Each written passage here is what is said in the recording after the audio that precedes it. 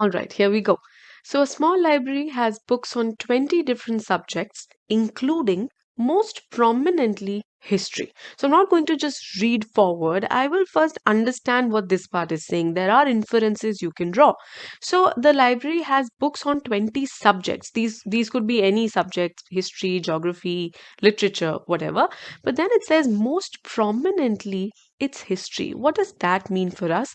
It means that from among these 20 subjects, history has the most representation in the library, which means if I look at the maximum books are from which one subject, then they should be from history. That's what this part means. So keep drawing inferences as you read a question. Keep assimilating everything that you read. Don't collect things for the end. This way, when you assimilate information, you will never have to come back to the passage. You will only make forward movement and save precious time. Okay, let's read further. One afternoon, so okay, we're talking about a specific afternoon, a librarian arbitrarily picks up 100 books for reshelving from among the books returned that day. Okay, so it's not that I'm talking about all of the books from the library, I'm taking them out and then reshelving. No, there were these books that were returned that particular day. Let me just represent that day by day T. Then there were a lot of books that came back. I don't know how many, 100 or 200 or 500 or 1000, whatever be the number. Out of all of these books, the librarian picks up 100. And these 100 will be put back on the shelves. Okay, this is the situation. All the books returned that day, which means, this little box that I drew, this is for all of the returned books on day T, remember. So all the books returned that day were borrowed during the past 3 weeks. Okay, so this one actually tells me more information about these returned books, about when were they even borrowed in the first place. So the borrowing, according to this, happened in the past 3 weeks. So if you look at this past 3 week period, this is where the borrowing had happened for these books, and now on this particular day, day T, they were returned. Okay. Now, finally, there's a question that they're asking. Let's read this. It says, are fewer than 20% of the books the librarian picks up on history? So, librarian picks up 100 books, and we are saying are less than 20% of those 100. Less than 20% of 100 means less than 20, no? So, are this entire part I can really say are less than 20 books on history from the 100 that I picked up here.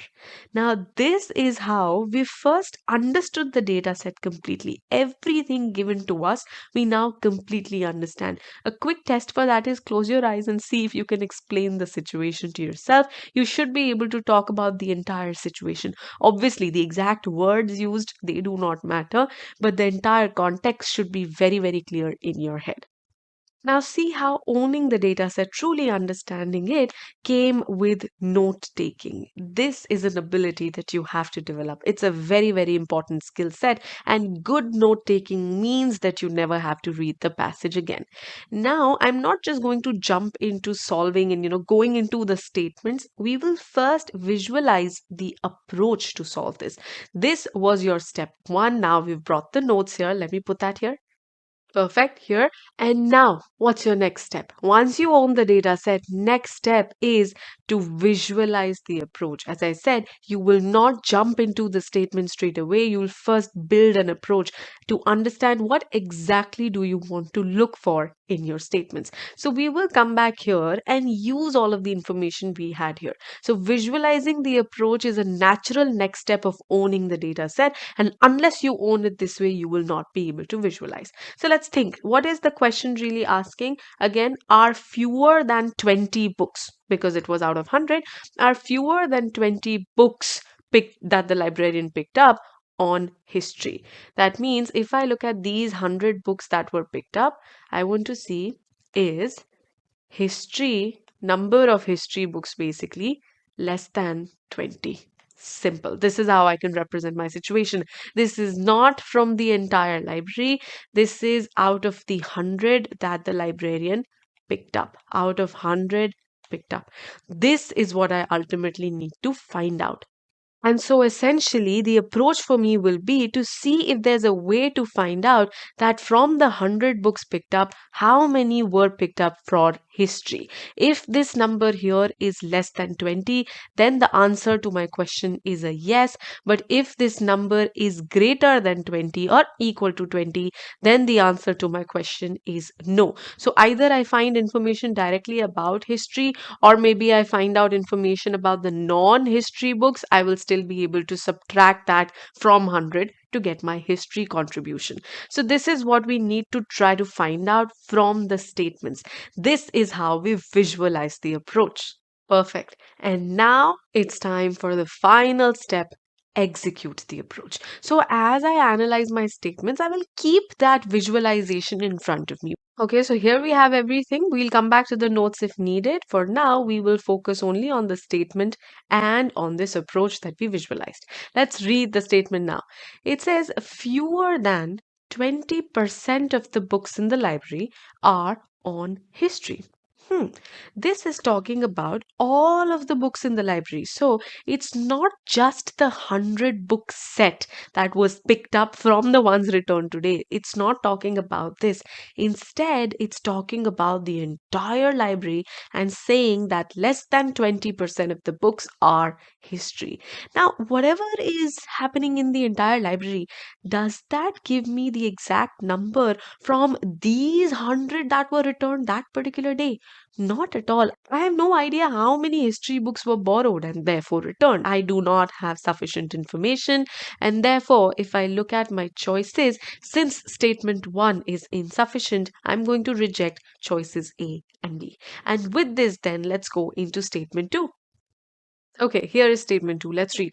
During the past 3 weeks, exactly 15 books on history were borrowed from the library. Now, this is something, and you'll understand this when you look at the notes as well. Look, you know that all of the books that were returned that day, they had been borrowed in the past 3 week period.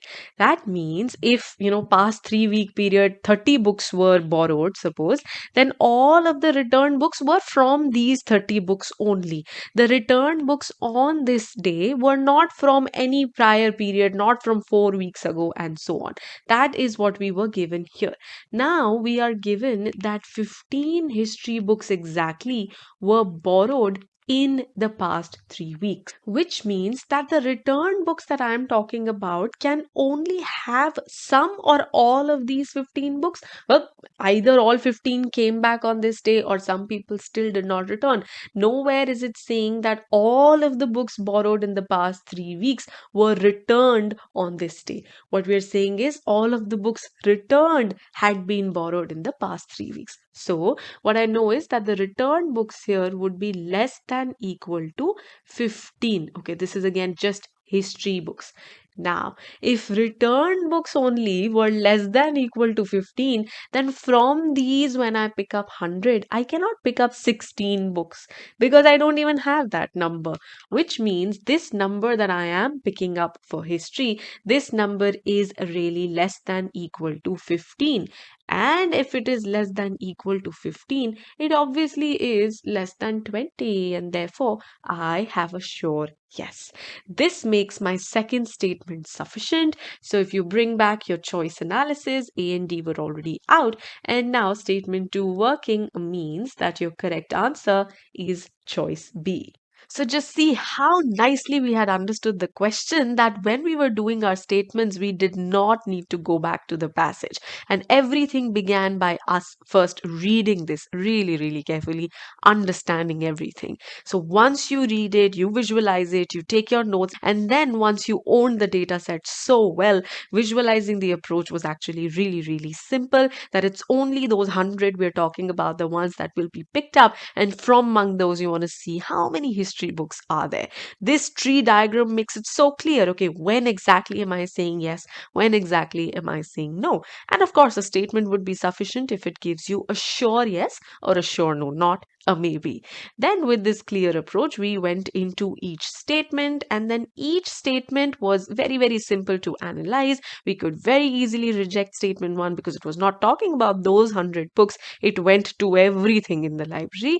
But then statement 2 had a very clean connection. It connected the books returned that day with the books that were borrowed in the past 3 weeks. This is where we used the information that everything returned that day had been borrowed in the past 3 weeks. This helped us make a clear inference that really the number of history books was less than 20, which made statement 2 sufficient and B the correct answer. That's it. Just follow the process and you will never be stuck. Good luck.